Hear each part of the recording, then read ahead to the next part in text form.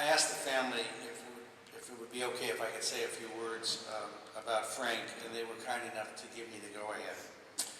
Frank was a competitor, a colleague, and a friend for over 50 years. We operated all of the theaters on Broadway south of 3rd Street, and we had absolutely no idea what was going on at the $1 Million Theater at 3rd and Broadway. So one day we walked up to the theater and we saw lines stretching from 3rd and Broadway all the way down to 6th Street.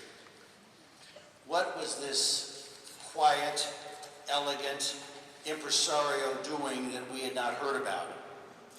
The direct answer was that Frank was bringing to the United States to showcase for the first time for audiences to see, to touch, and to feel the best and the brightest performers from Mexico, South and Central America, and Cuba. Mario Moreno Cantinflas, Pedro Infante, Piporo, Vicente Fernandez, Lucha Villa, Luis Aguilar, Tony Aguilar, Dolores Del Rio, La India Maria, Sarita Montiel, and so many, many more. 32 shows a week. Imagine, Frank had 32 shows a week with each of these stars. And then later on, they left him to go to the Universal Amphitheater to do one show.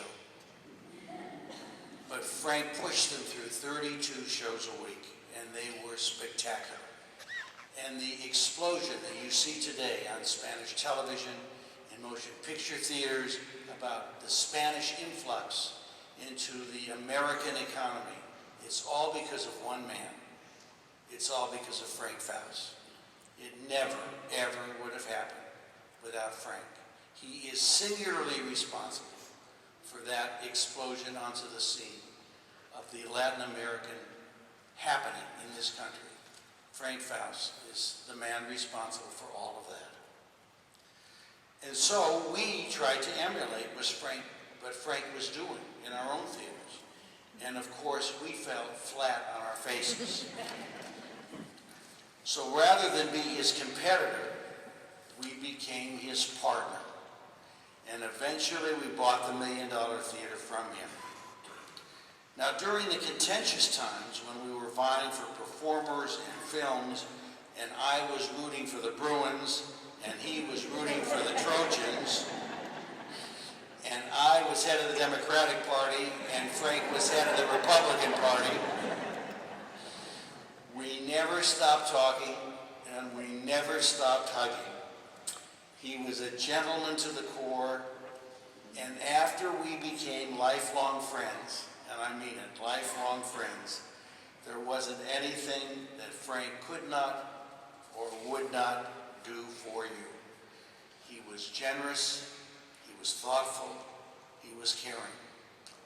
There will never be another Frank Fouce, and there will never be anyone quite like him. O Lord, our God, may his memories be a special blessing to his cherished family and his dear friends, and may he be blessed in heaven always. Amen.